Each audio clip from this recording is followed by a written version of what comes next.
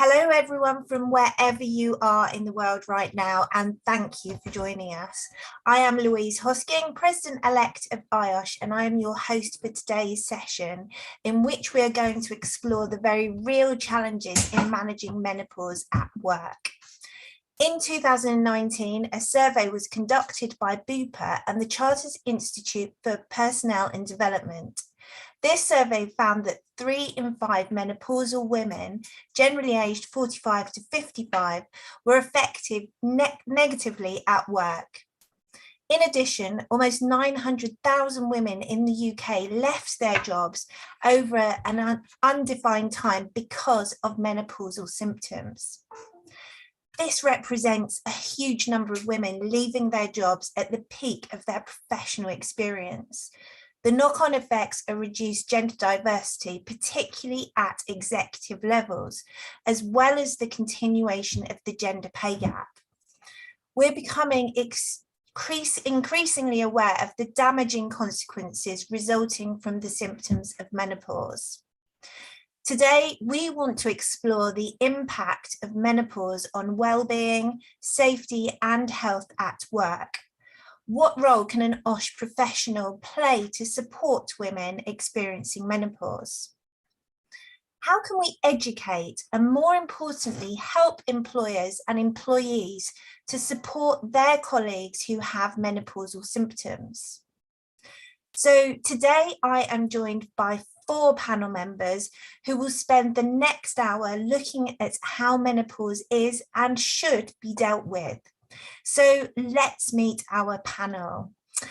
First, we have Dr. Karen Michel, who is a research program lead in occupational health at IOSH. Karen is an occupational health professional with over 25 years of international experience spanning occupational health, safety, research, and education. Her expertise is underpinned by a strong academic and research background, which extended into OSH consultancy in the pharmaceutical, construction, logistics, healthcare, and manufacturing sectors. It's great to have her with us today, so welcome to you, Karen. And also joining us from IOSH, we have Ruth Wilkinson, who is Head of Health and Safety at IOSH. And Ruth is also responsible for Health and Safety Policy at Ruth. So good to have you, Ruth. And next we have Emma Passand. Emma is a qualified nurse, workplace health and wellbeing professional, and founder of Lamar Health Limited, which has a women's health strand working with menopause. She delivers women's health education and management training as part of the overall wellbeing agenda to support and retain women employees. She completed the Certificate of Menopause Care and the Cognitive Behavioural Therapy, or CPD, Certificate for Menopause Symptoms through the British Menopause Society to improve working conditions for women. Her company promotes equity in the workplace and works with organisations in their commitment to support diversity through inclusion of reproductive and sexual health. Welcome, Emma, and it's great to have you joining us today too. And finally, all the way from the University of KwaZulu-Natal in South Africa, we have Professor Mochitisi Sibet Luani, Head of Discipline in Obstetrics and Gynecology. She has been practicing as a specialist obstetrician and gynecologist for the past 21 years and is currently Chief Specialist and Associate Professor and the Academic Head of Department at Nelson R. Mandela School of Medicine in the University of KwaZulu-Natal. So that makes up our illustrious, amazing panel. So we're going to start first of all with a short presentation from Karen and from Ruth, who are going to very much set the scene for us and introduce the session in a bit more depth. So I'm going to hand over to yourselves, to Karen and Ruth.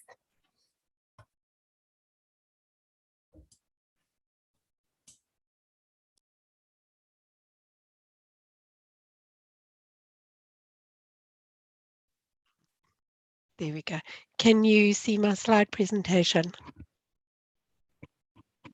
We can, Ruth, thank you. Okay. Okay, Louise, thank you very much for those kind words of introduction.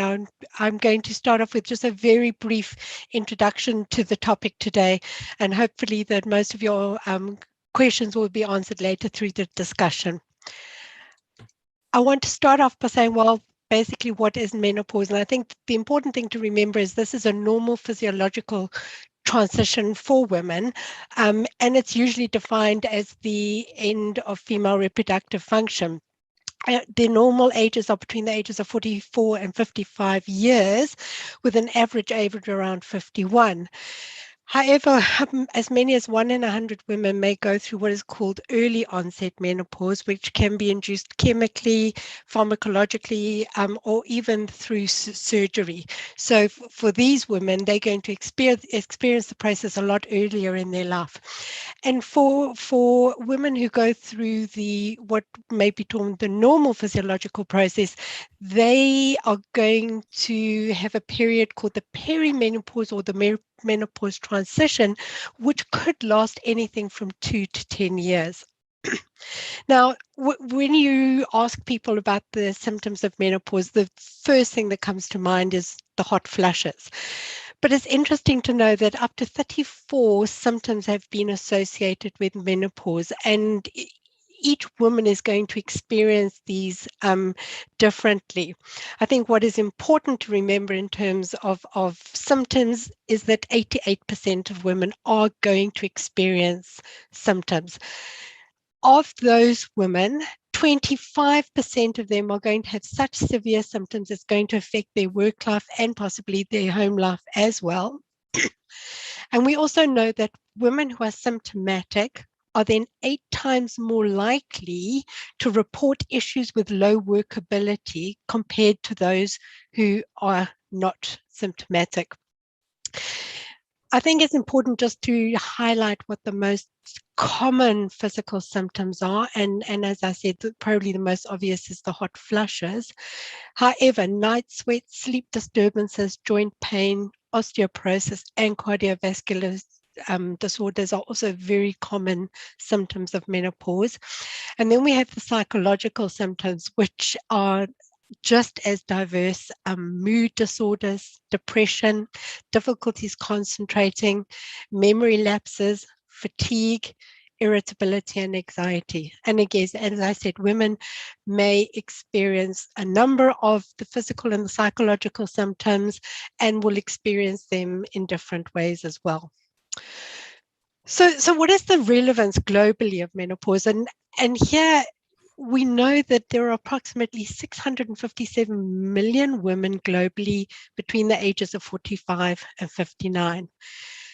That means that at least 50% of these women we know will work through that menopausal transition.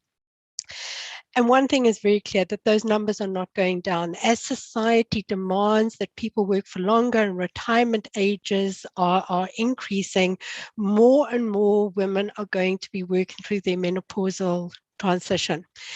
And also that we know from a global perspective that there are cultural differences in how people are going to experience menopause. And for that reason, we need to be sensitive to those differences as well.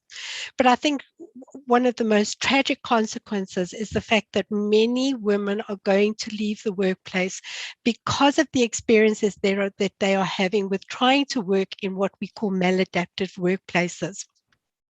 In terms of our current knowledge and understanding of menopause within the workplace, I think what we need to understand is it remains poorly recognized at work. For many workplaces, it's a taboo subject. It is not open to discussion. We find ourselves working with managers who lack the knowledge to address the workplace issues and are not open to the conversations that need to be had. In terms of research in the workplace, there is a tremendous amount that still needs to be done. One of the things that springs to mind here are your occupational exposure limits.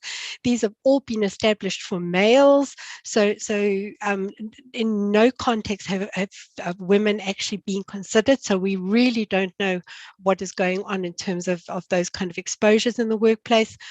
And research shows us as well that even occupational medical practitioners in a study admitted that they had insufficient knowledge when it came to guiding women who were going through menopause in the context of how they could make their working context better. So we're sitting with a sorry state of affairs at the moment. And this is made even more profound when we then consider the impact that menopause can actually have on work. And studies have shown us that there's going to be an impact both on the quality and the productivity of people suffering the symptoms of menopause during this time. They complain of things like reduced ability to learn new tasks, difficulty paying attention to detail. They have memory lapses and what we term brain fog. This is then associated with an increased absence as well as presenteeism in the workplace. And just one study alone in the United Kingdom has shown that 4 million lost work days were experienced in 2018. And it's been anticipated that if we don't address the issues as they currently stand, that by 2030, productivity losses could actually exceed $150 billion per year. Putting all of this in context, we now want to have a look at what do women say about their experiences in the workplace, because there's no better person to ask than those who are actually experiencing the menopausal transition. And they describe very negative perceptions from their managers. They've described as being labeled as weak, incompetent, unstable, and even depressed. They say they lack support in terms of trying to cope with their symptoms in the workplace. Often they've had to use annual leave or their rest days to try and cope with their symptoms. And it's these kind of scenarios that lead them to lacking the confidence to disclose their status to managers. They feel if they do disclose their status, they're going to be stigmatized and discriminated against. And it's those fears that then lead them not to request accommodations in the workplace that could actually make their work experience a lot more meaningful. And often these accommodations can be very simple initiatives that can be implemented. But one of the things that a lot of women are saying is that they try to reduce their working hours so that they can cope with their symptoms. And in many studies, women have actually said that they are contemplating leaving the working place so that they can cope. Now, my next slide is intentionally busy, but at the same time quite elusive in its nature. Often we're asked, what can organizations do? And employers don't know what they can do. And OSH professionals are asking some of these questions as well. And I think that the discussion will expand on these, but it's important to understand that women need to be supported. We as OSH professionals need to ensure that we are doing age and gender specific health risk assessments, and that we then implement controls and changes in the workplace that will adapt that physical environment so that it's more comfortable. And at the same time that we address the psychosocial issues that transpire. Information and training is key. And here we're talking about information and training on issues to women themselves and to other workers.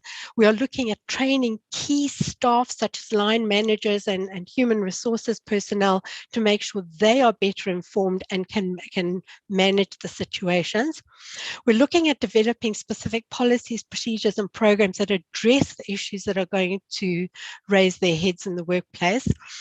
And I've deliberately put this in. We need to make sure we are using competent people to do our health risk assessments. Health promotion activities are a real must in the working environment, and they need to be introduced much earlier in an individual's life cycle to make sure that we're prepared for what is going to happen during menopause, and not wait until it actually hits us head on. And then also employers can provide some financial support for resources that workers can use to actually monitor their symptoms. So that's my very brief introduction. And just to close it off, I want to highlight that women represent a talented and experienced cohort of the working population. And yet most workplaces are silent on these needs during the menopause, and many managers lack knowledge to address the work-related issues. It's essential that we create menopause-friendly workplaces that achieve a much-needed level playing field for women at work, allowing them to continue to achieve their full potential as members of the working community. Thank you. Now I'll hand over to Ruth. Lovely. Thank you ever so much, Karen, for setting the scene for me there. I'm going to talk you through some of the recent consultations that we've been involved with. So Karen, if you could pop me on my first slide, please, that would be really helpful. So the first consultation that we embarked upon was the Women's Health Strategy. So earlier this year, IOSH provided a written submission to the Department of Health and Social Care in response to their call for evidence.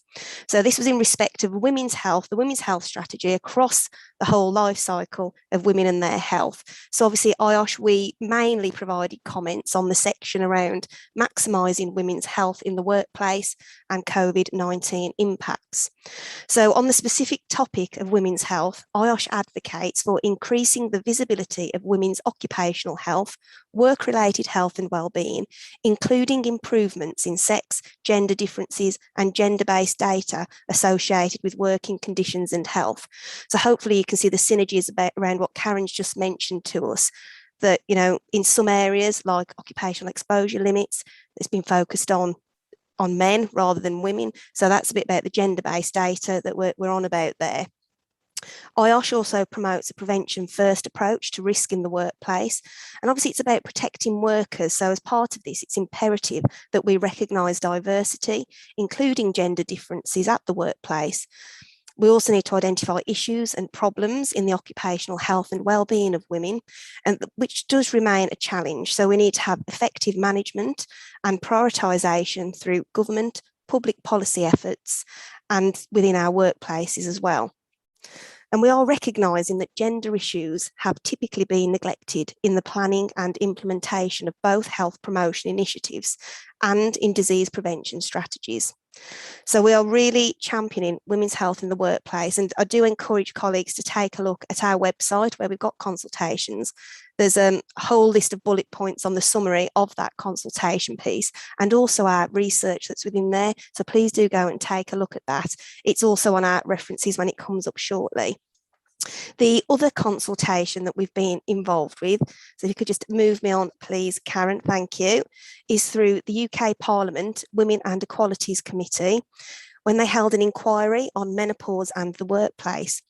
So this particularly examined the extent of discrimination faced by menopausal people in the workplace, and investigated how government policy and workplace practices can support those experiencing the menopause. So IOSH were again really pleased to be able to contribute and provide research and input as part of this call for evidence. So that's gone along recently. We haven't heard the outcome of this one yet, but again, IOSH is supporting that effective management of menopausal transition as a specific work-related concern, doing this through fit-for-purpose government policies and workplace practices. And we recognise that the benefits it can result in is workforce productivity, better work culture, and more importantly as well for those businesses, that bottom line. So it really is championing people in the workplace, and we are encouraging governments and businesses to better support menopausal women as part of the holistic organisational approach to employee health and well-being, which obviously needs to rely on what also Karen mentioned, those age and gender appropriate risk assessments, good information and support, physical and psychosocial work environments, and also through those good risk assessments, and ensuring managers have got the information, training that they need as well. And again, this document is available on the IOSH website, but the foundation of this course has also been built around the findings, which has sort of led to the webinar today. So please do listen into some of the information we'll provide, as we found through our research in providing this consultation today. So that's it from me on the presentation. So please do look at the links to find further information that's available to you. So back to you, Louise. Thank you. That's fantastic. Thank you. That's a great introduction. And it's great to see that there's some questions coming through on the Q&A box. I'm going to start with a few questions for our panel, and we will move to capture as many of your Q&As as we possibly can. And you will have access to the slides and the information following the session. So Emma and Professor Subbulani, if I could bring you guys in first and ask you, starting with yourself, Emma, from a medical perspective, what is menopause and who does it affect? So Emma, over to you. So menopause is actually just part of the process. The menopause actually is one day of your life, and that's the day after menstruation. That's the day that your periods are stopped for 12 months. So that's the World Health Organization's definition of it, you know, when your period stops. However, the menopause transition is what we're talking about here, and it's similar to puberty. So we know that puberty doesn't happen overnight. It's a transition from a child's body into an adult's body that takes a couple of years, that we know that hormones will fluctuate and influence that. Well, it's exactly the same. So it can happen from the age of about 38, when egg follicles start to decline, your estrogen starts to decline, and that's why women can start, or people can start to feel symptoms from the age of 38, really. So menopause is a transition of fluctuation of hormones. That's it in a nutshell. And Professor Subbulani, could you add to that? Yes, thanks for having us, and also to the listeners. I think, as Emma did say, this is a transitional period that women go through. Sometimes in an unexpected manner. Sometimes we have been taught about hot flushes, and that is probably the most distressing and the most cardinal of the symptoms. But there's a wide variety of effects that, so it's basically when your estrogen that we started off very well around the time of puberty now is waning off, and it's basic. All these symptoms are as a result of the withdrawal of estrogen. There are two hormones that women depend on, and estrogen being the one that carries us. So the effects are beyond just the hot flashes. There's long-term memory stories. There's also effects on your bone structure, cardiovascular structure. And you know, people seek help because of the hot flashes, because of the emotional liability and irritability, lack of sleep. And those are the ones that we tend to attend to with immediate urgency, rather than, you know, women plan for a longer period of being more functional. And I think when it comes to education, that's where it needs to start in terms of putting the whole picture together from the word go, rather than address one symptom at a time. And also now bring in all the other people and all the necessary support that may be necessary for the woman. Thanks. Yeah, I mean, it's not just a woman's issue, is it? It's an organisational issue. And I think that's what we're talking about here today. And I guess, Emma, does everybody have the kind of same symptoms, or, you know, how can it vary? And, you know, I think it's quite important that we talk about people here, isn't it, as well? So yes, I think for occupational health and safety professionals, we have to look at this as an inclusive approach, and that inclusive approach means our language and knowing that sexual and reproductive health concerns now can affect everybody, you know, women, biologically born women, trans men and women, non-binary, intersex, gender neutral. It's anybody that has sexual reproductive health organs. And so when we're looking at a gender risk assessment, it's including those. So we don't alienate, so we've got a diversity of experience. And similarly to puberty, and if women have had children, every experience is different. There is a spectrum of like mental health, physical health, sexual reproductive health, and we all move along it. And it's for the people here that just fall off that we all need to support, like mental health and physical health. And that's why we're here today, because there will be a proportion of people that absolutely do need support in the workplace. That's great. And I'm going to come back to Ruth and Karen in a second. But this is where, it comes back down to that humble risk assessment, because I guess everybody's different. I was actually at an event talking about this with a couple of other people, and we were all experiencing similar symptoms. But I think what affects one of us does, what one person suffers with and finds uncomfortable. For me, it's the brain fog, because I've been on one of these and forgotten the next word that I'm going to say. So I'm definitely in there and understanding how people are feeling. So Ruth and Karen, I'm going to come back to you again. Ruth, if we can perhaps start with you. As menopause is a natural psychological process, why do we need to be thinking about this in the workplace? Why?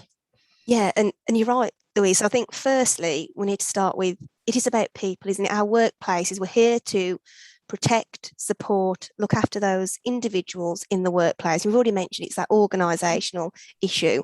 And again, coming from IOSH and our vision of a safe and healthy world of work, it all aligns with supporting those individuals who are at work and the value that they can bring. And for me, when you're having conversations about performance, it just seems alien to me that you wouldn't talk about the health and the safety and the well-being as part of that performance. And obviously, if there is an impact on individuals for whatever reason, underlying health conditions, pre-existing health conditions, something that's going on at home currently, and then likewise, if individuals are going through the menopause, if there are any of those impacts, what can we do, and considering how we support. So my first bit is, of course, it's a workplace issue, because we have people in the workplace, and as we've just heard from Emma, if there's that transition across the life cycle of women, say covering all the those with reproductive health, as Emma mentioned, that we do need to be mindful of that.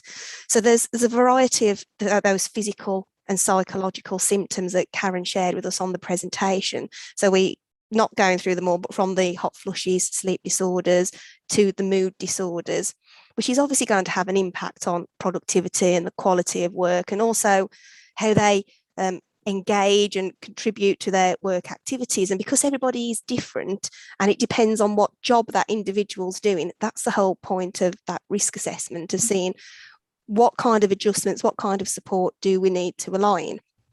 And I was quite interested in Karen's statistic as well around, in 2018, the Office of National Statistics reported 14 million lost working days in the UK due to the menopause.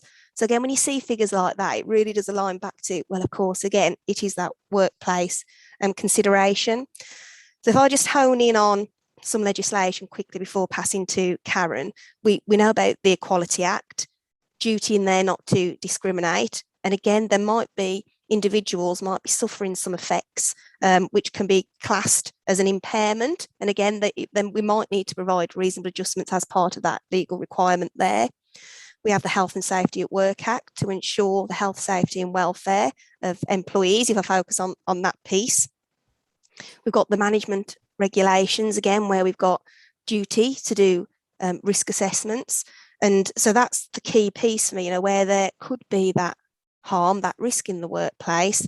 And again, looking at the age specific factors, the gender sensitive risk assessment elements, that again aligns that back to health and safety in the workplace.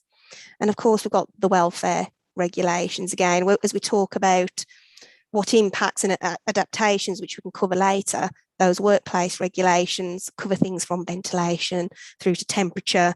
And covering a whole plethora of spectrums which will support individuals in that workplace. So I hope I haven't talked too long. So essentially, all of these help align that, of course, it is that workplace issue. And for me, as others who are listening in the health and safety profession, I have supported colleagues and managers where individuals have been going through this. So I'll stop there, Louise, and let Karen come in. Thank you. So yeah, Karen, if you could sort of think about the next question, and perhaps just listening to your presentation, you mentioned gender sensitivity within risk assessment, and I think sometimes in trying to achieve equality, we tend to try and treat everybody the same. So can you perhaps talk about gender sensitivity in risk assessment, which you mentioned in your presentation?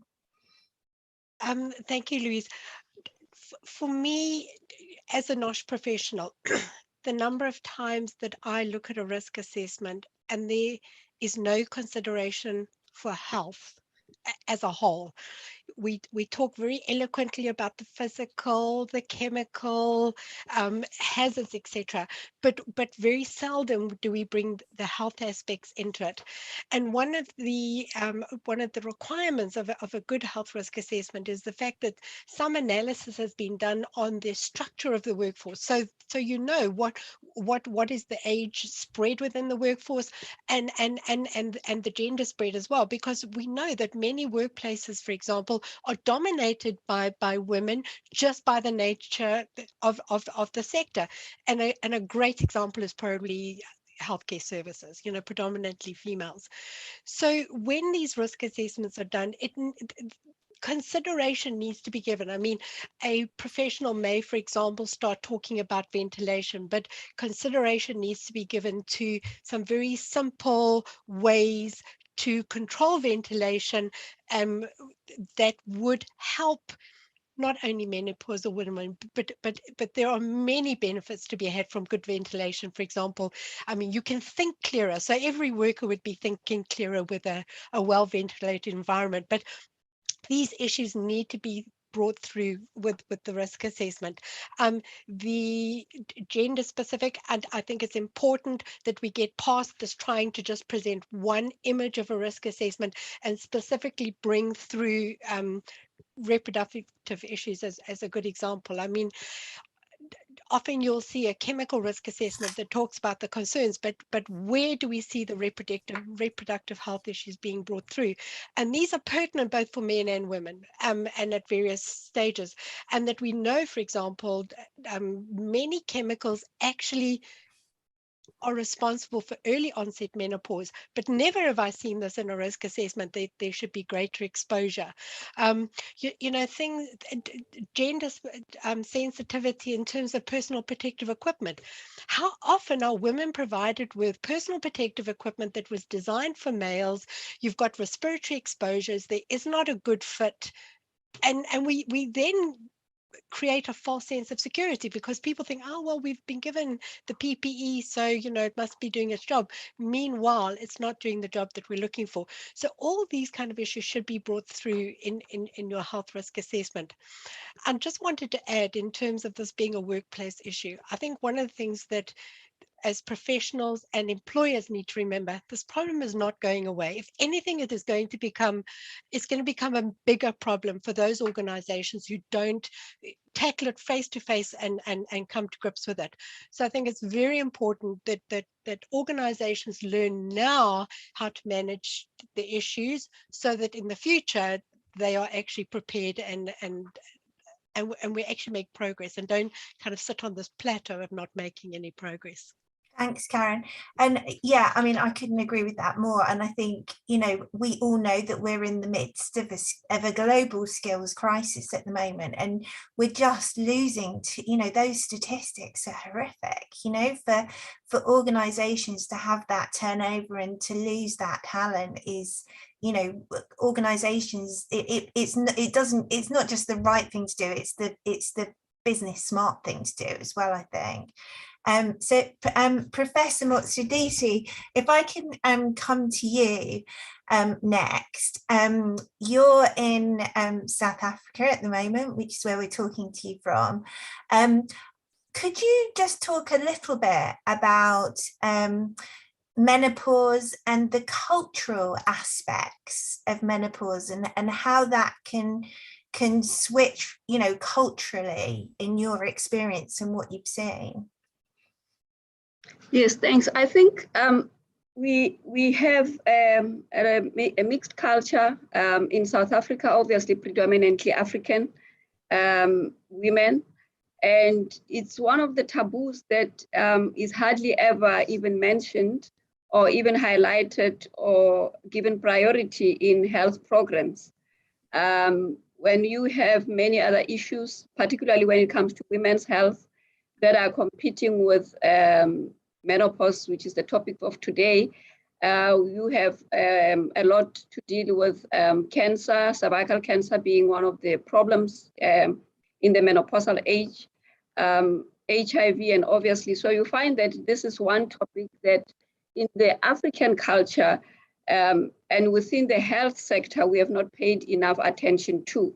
Whereas when you look at the white population, it's a topic that probably most practitioners who look at that range of population, they more affair with the issues of hormone replacement therapy is easily discussed, and the awareness in that population is obviously we're having two worlds in South Africa, the first and the developing world. So that disparity is coming out very clearly when it comes to issues of menopause.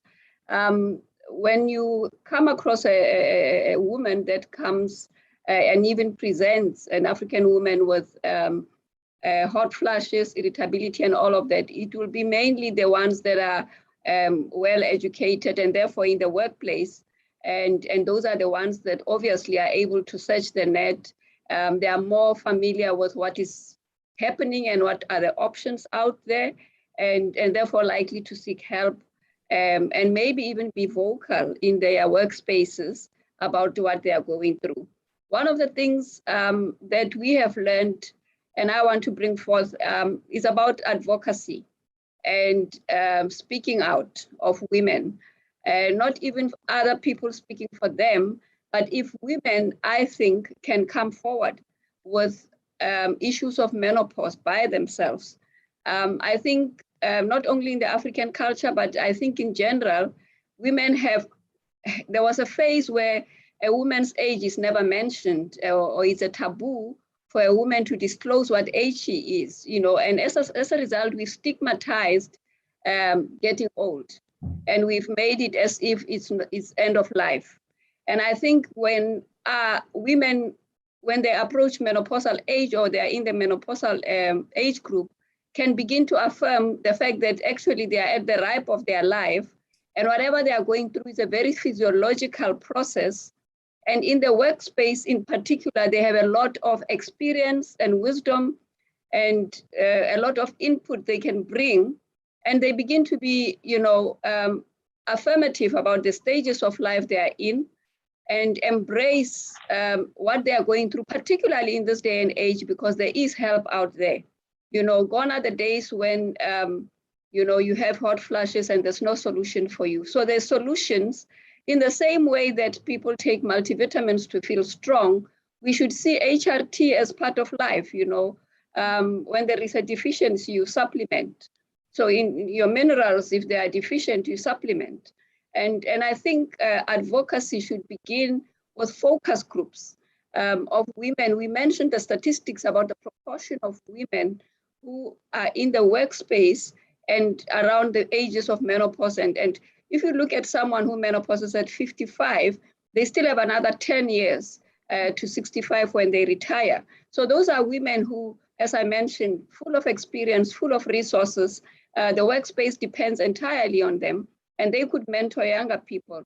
But they need to also affirm the fact that whatever they are going through is not a life sentence, you know, it's an enabling thing, and seek help. If they speak about it and seek help about what needs to be done to help them, I think we'll go further rather than just expecting that the workspace should come their way. They should embrace the stages and then go the other way. I think that would be my contribution.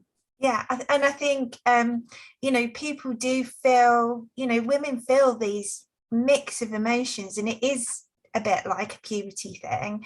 I think there's also been a lot of negativity around HRT. And I don't know if you can just talk a little bit from your medical perspective before I come to Emma and talk a bit more about culture, in respect of some of that sort of negative publicity around HRT? Yes, thanks for that. And there was a question also in the chat box about, I think someone asking about their wife and how they can help them.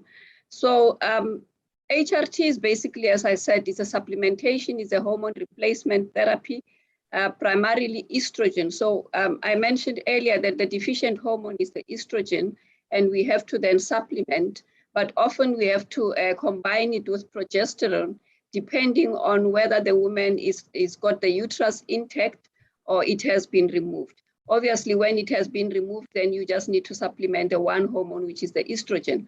Now, the negativity with or before I get to the negativity, so if one wants to initiate HRT, evidence is pointing to the fact that we need to initiate early in the menopause rather than later. So as soon as the woman reaches menopause, what we call perimenopause, and the benefits are seen, they say you can take it up to 5 years, and beyond 5 years, obviously with your medical practitioner, you need that advice as to how long you can go. But the earlier you start, the more benefits and the less the challenges and the risks that are associated with HRT. So the problems that have been seen with HRT are, firstly, breast cancer. There is evidence, and it is true, that women who are receiving HRT are at a slightly marginal, almost like 2 women per 100,000, or very small, but it is there. It is a recognizable risk component, but it is quite small. And remember that this will be a woman that is receiving care. She is under medical care of her practitioner. And they found that this added risk of breast cancer that is added by the HRT, this type of cancer tends to be very responsive to treatment. So not only will it be picked up early, but also it will be amenable to whatever treatment is out there. And as you know, the world has so advanced even in the field of cancer. So that's the one thing. And then the other one is cardiovascular problems that can be brought on by HRT. And these are more related to when you start late. And the complications, the stroke and all of that have been brought on by people who delayed the initiation of HRT. So my advice would be to, if anyone believes that they will, obviously most of people are under pressure because of the hot flashes, and that's the immediate, but if you want to consider it, you need to consider it early and initiate it and continue for about at least 5 years. And as I said, beyond that, then there's a discussion, serious discussion between the practitioner and the patient, the woman herself. Yeah. Thank you. That's an excellent explanation. So seek help early. Emma, can I come to you to just build on that line of discussion? And perhaps if you can talk about your experience of what you've seen in terms of cultural sensitivities. And I know there's some great questions coming up on the chat box, so we'll start to come towards those as well. Yeah, so I think I agree with everything that's just said then about HRT. It's weighing up the risks and the benefits and culture. So if you look at the menopause from a biological, psychological, sociological and cultural aspect rather than just biological, there is something called, what we refer to as intersectionality, where there's different characteristics that increase risks in the workplace.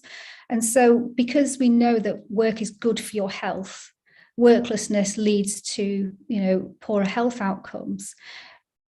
I think within our culture to support women, we need to reduce the risks of the poorer health outcomes, and that starts in the workplace. Different cultures throughout the world report different symptoms of menopause. In Japan, they don't report symptoms of hot flushes, not so much as women in Britain do, or in America or Canada.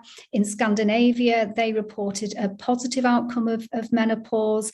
UK, US and Canada reported a negative aspect of menopause. So the cultural impact. In Japan, women are revered as they get old. I'm talking general here, by the way. So, revered, wise woman. Menopause has no name for it. They have a term for the transition called kanenki, which means second spring. So it's something to be embraced, to look forward to. However, in the Western culture, it's still seen as an age-related disease process, if you like, that needs to be managed. So a woman with breast cancer-induced menopause in her 30s doesn't recognise what that menopause means. The 1 in 100 women that are under 40, it will be breast cancer women, it will be spontaneous. Now, in 2010, 500,000 women returned to the workplace post-breast cancer survivorship. In 2040, they expect 2 million women to return to the workplace. So if the culture doesn't change, the workplace culture, to normalise this and to recognise intersectionality that there are. So Black women in Britain have a poorer health outcome, likely to go through the menopause earlier and longer, and therefore have increased risks. So a gender sensitive and race sensitive assessment needs to come in, and looking at the menopause holistically as just a fluctuation of hormones, not your age. And then we can go on to put risk reduction strategies in place: cardiovascular, bone health, brain health, genitourinary health, that type of thing. And just staying with you for a second, Emma, because I'm looking at the chat box and I'm looking at the questions that are coming through, is the role that men play. And people are saying, you know, men find this quite a challenge to talk about. You know, we're talking about, particularly as health and safety professionals, we're in quite a male dominated work environment as well. And actually, I don't know what everybody else's experiences are, but actually women are only just starting to talk about this. Yeah. So it puts men into quite a challenging position for them. So can you talk a little bit about how our male allies can support this, and any advice that you can give to people in their organisations in respect of men in this area? Yeah, so the culture that we live in, that we've been brought up in, may be different from the society that we live in, and that's the flux when you come into the workplace, because the workplace culture may not be inclusive. So you leave yourself at the door and you just become a gender neutral employee. It is getting better, of course it is. Mental health couldn't be spoken about 10 years ago. You couldn't say stress, you couldn't say anything like that. We've now normalised it, and it's through education. And it's from the top down, and it's educating and normalizing sexual and reproductive health in the workplace, menopause, endometriosis, all the other things that that we could talk about forever, but we're talking about menopause today. So with men, once you educate, the same as mental health, it becomes normal. It becomes just a health and well-being safety issue that you're addressing in the workplace. And for the men, like you've just said, women are coming up with the knowledge as well. And healthcare professionals, they're not well versed all the time. So we are learning, and we will get it wrong. However, in a culture where it's introduced into the conversation, you bring in risk assessment processes, you signpost. So if you were suffering from psychological issues and you went to your manager, they would signpost to your EA, your employee assistance program, Mind, whoever. That needs to happen. Have the confidence, like you were saying, to own it, to go and say, I'm really struggling with this. And the manager know where to signpost. Managers don't need to know the ins and outs of all health conditions. They just need to know where to signpost and how to reduce that risk. That's great. And actually, you've tied that in beautifully to the next question that I'm going to come to Ruth with, which is around, why is this, we're talking quite a lot about psychological health and safety at the moment. Ruth, from your perspective, can you talk a little bit about why this is important from the perspective of psychosocial health and safety as well?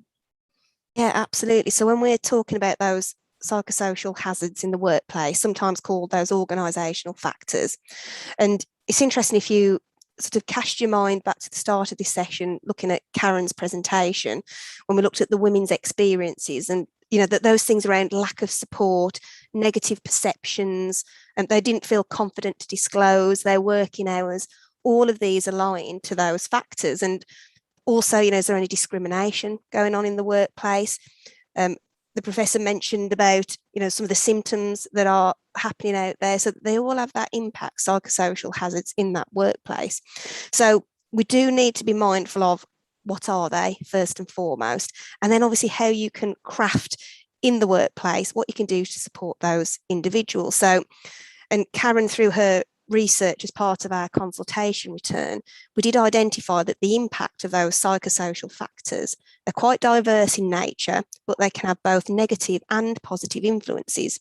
So sort of negative impacts about the perceived lack of job skill and discretion, job autonomy, lack of management support, family and work conflict.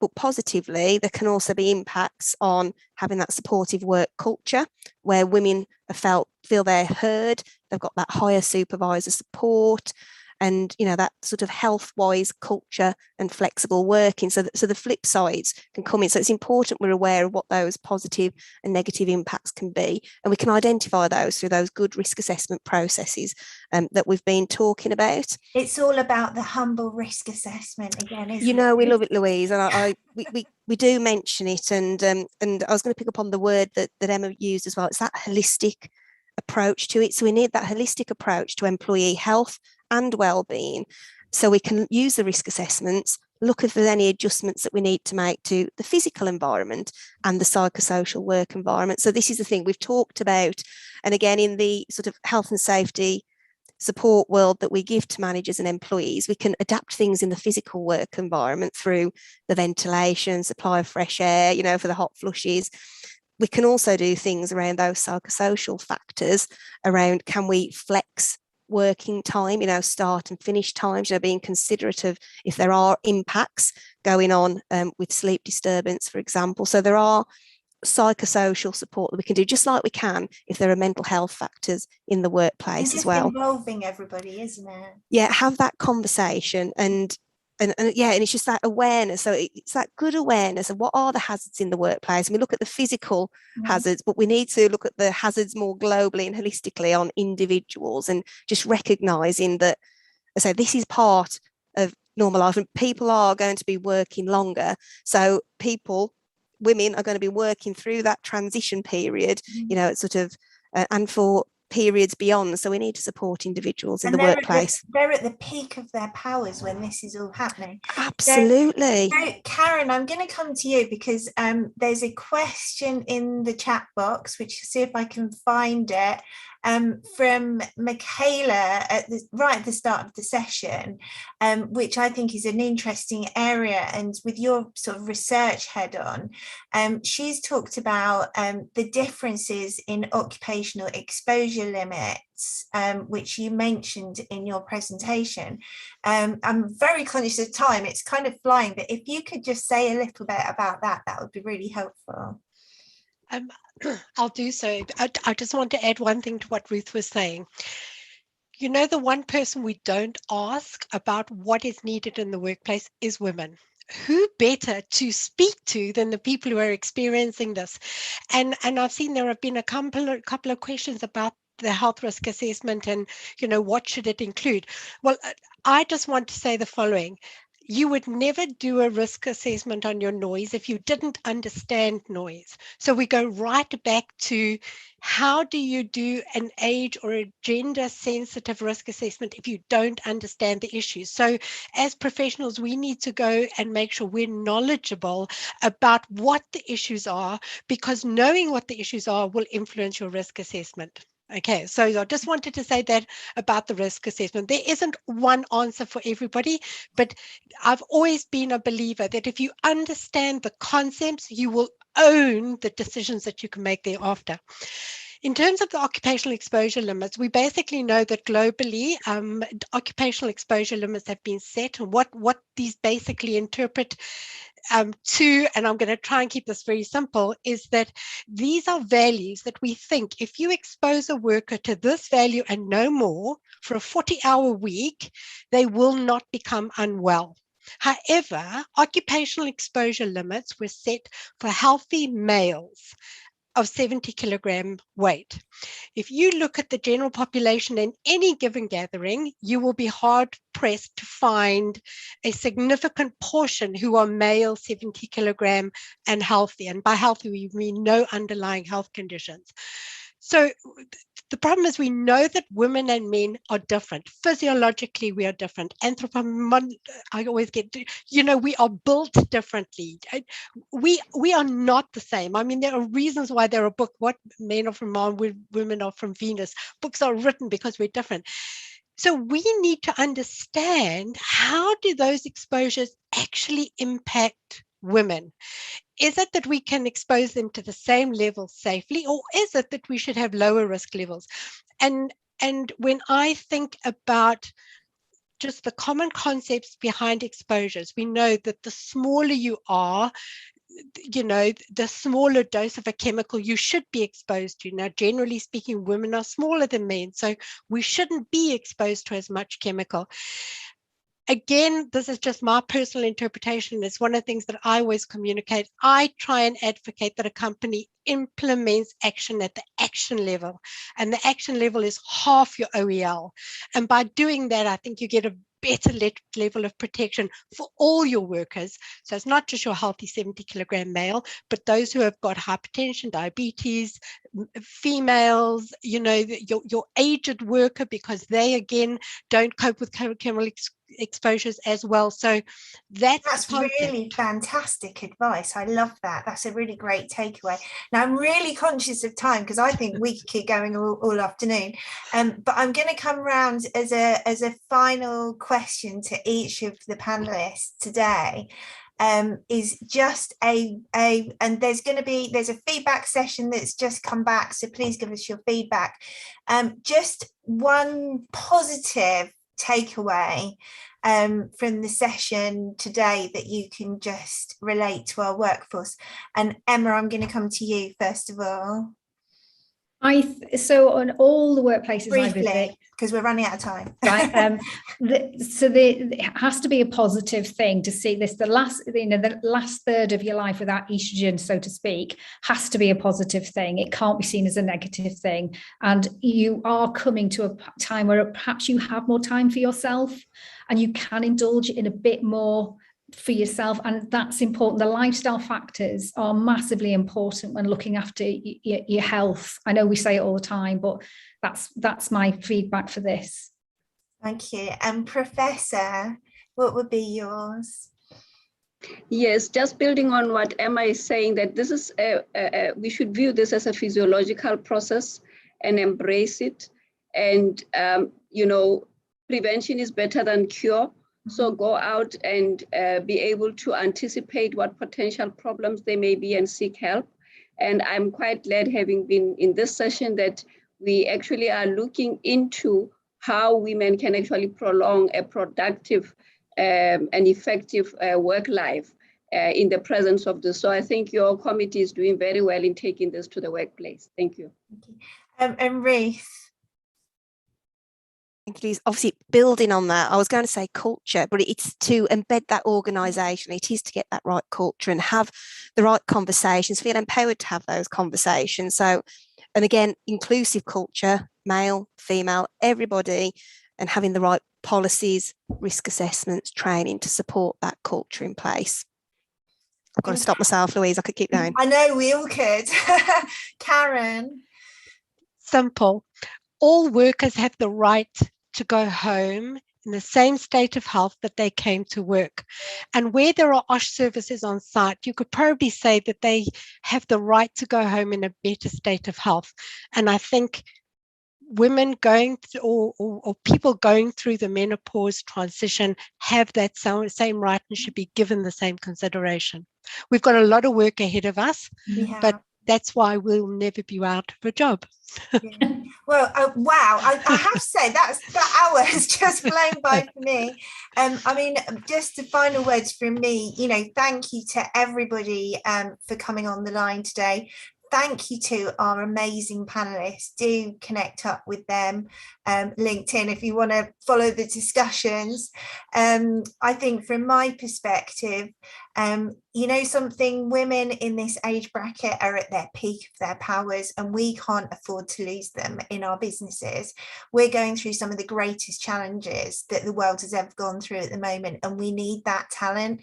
Emma, I can't, if you could put in the chat box again what the Japanese call it. I think we need to adopt that view and perspective and change our perspective on how we see these things, because when we raise up women, we raise up everybody, because we're raising up that level. So thank you again to all of our panelists. Also, thank you to everybody behind the scenes, Ben at IOSH, for helping to make this happen. Thank you to you, our audience, for tuning in. This webinar has been recorded and will be made available in due course on our YouTube page. So please do look out for the details shortly. Once again, thank you to everyone. Please stay safe and stay well. And from myself and the rest of the panelists, goodbye.